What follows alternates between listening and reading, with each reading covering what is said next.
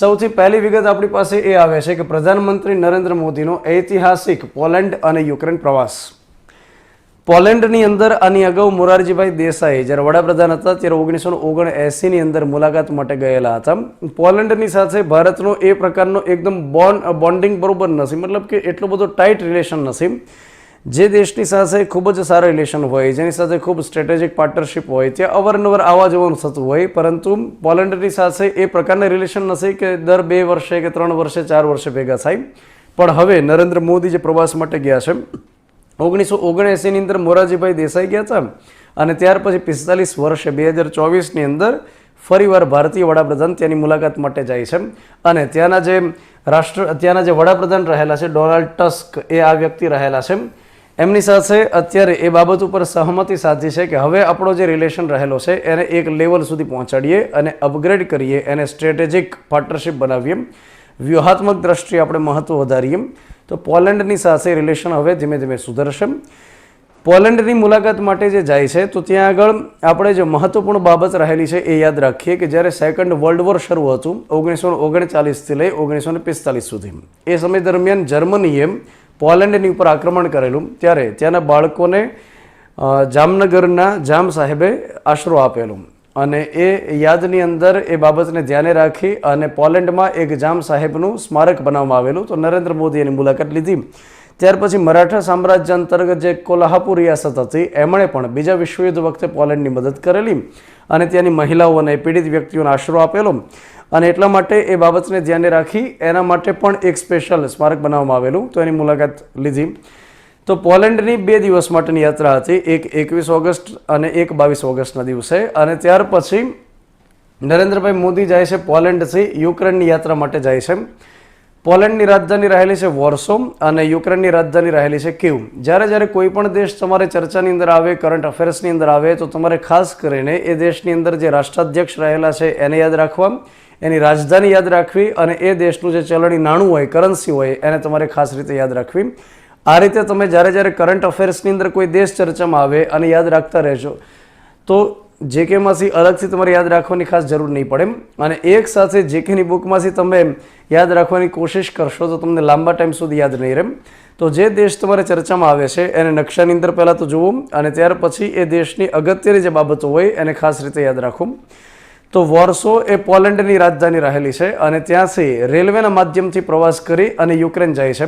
જે રેલવેના માધ્યમથી જાય છે એનું નામ રહેલું છે રેલ ફોર્સ 1 કરીને છે, કેમ કે હવાઈ મુસાફરી એટલી સેફ ગણવામાં નથી આવતી, કેમ કે યુક્રેનની અંદર જવાનું હતું.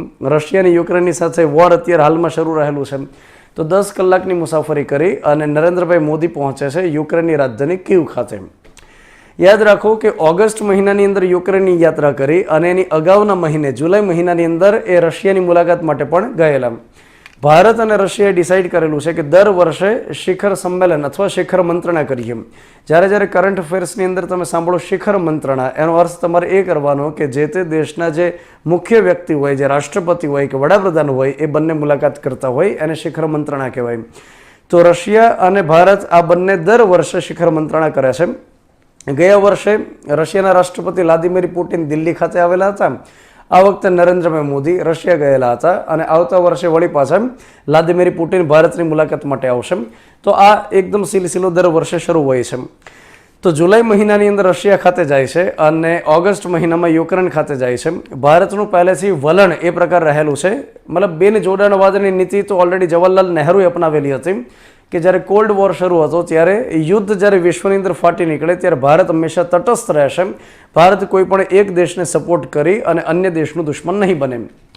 તો રશિયા અને યુક્રેનના યુદ્ધ સમયે ભારત હંમેશા તટસ્થ વલણ એક રીતે દાખવતું આવે છે કે ભારત કોઈ પણ દેશને નથી કહેતું કે તમે યુદ્ધ કરો, અમે તમને સપોર્ટ કરશું, તમને પૈસા આપશું, તમને મિસાઇલ આપશું, તમને અલગ અલગ વેરાયટીવાળા બોમ્બ આપશું. ભારત કોઈ દેશને નથી કહેતું.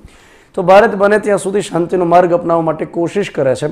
અત્યારે જ્યારે નરેન્દ્રભાઈ મોદી બંને દેશની યાત્રાએ જાય છે તો ઘણા દેશને એવું લાગે છે કે આ શાંતિ મંત્રણા માટેની કોશિશ હોઈ શકે અને કરતા પણ હશે.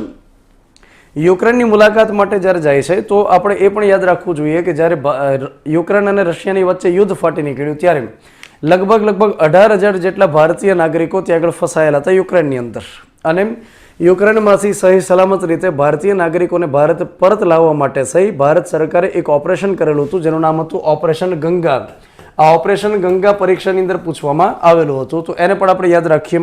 હવે યુક્રેનની મુલાકાત લીધી, યુક્રેનના રાષ્ટ્રપતિ ઝેલેન્સ્કીની સાથે મુલાકાત કરી, અને સાથે આપણે જે વિગત યાદ રાખવી જોઈએ એ શું યાદ રાખવી જોઈએ તો કે ભારતે ત્યાં આગળ જે ઘવાયેલા વ્યક્તિ હોય, કેમ કે ત્યાં આગળ વોરની પરિસ્થિતિ છે, તો ત્યાં આગળ જે ઘવાયેલા વ્યક્તિ હોય એની સારવાર માટે થઈ અને એક મેડિકલ ટૂલ કિટ આપેલી છે અને એનું નામ રહેલું છે ભીષ્મ. તો આમાંથી આપણને પરીક્ષાની અંદર સવાલ પૂછાઈ શકે કે તાજેતરની અંદર જે ચર્ચામાં રહેલ ભીષ્મ છે એ શું રહેલું છે. તો ભીષ્મ એ બીજું કશું જ નથી, મેડિકલ ટૂલ કિટ છે જે ભારત તરફથી, અથવા એને મેડિકલ ક્યુબ કહેવામાં આવે છે. તો એ ત્યાં આગળ ભારત સરકાર તરફથી મદદ કરવામાં આવશે. અને આ ભીષ્મનું પૂરું નામ આપણને પરીક્ષાની અંદર પૂછાઈ શકે.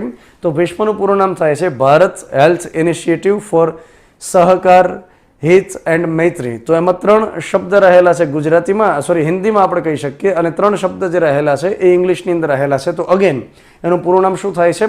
ભારત હેલ્થ ઇનિશિયેટિવ ફોર સહકાર હિત એન્ડ મૈત્રી. તો 2 રીતે સવાલ પૂછાય. તાજેતરમાં ચર્ચામાં રહેલ ભીષ્મ શું રહેલું છે, અને બીજો સવાલ પૂછાય ભીષ્મનું પૂર્ણ નામ પરીક્ષાની અંદર પૂછાઈ શકે. ચાલો, ત્યાર પછી જે દેશ ચર્ચાની અંદર આવે છે એની કેટલીક અગત્યની વિગત આપણે યાદ રાખવી જોઈએ. પોલેન્ડ, તો એની રાજધાની વોર્સો રહેલી છે, વડાપ્રધાનનું નામ રહેલું છે ડોનાલ્ડ ટસ્ક, અને એની કરન્સી રહેલી છે લૂટી.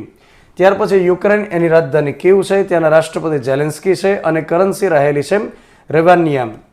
ચાલો,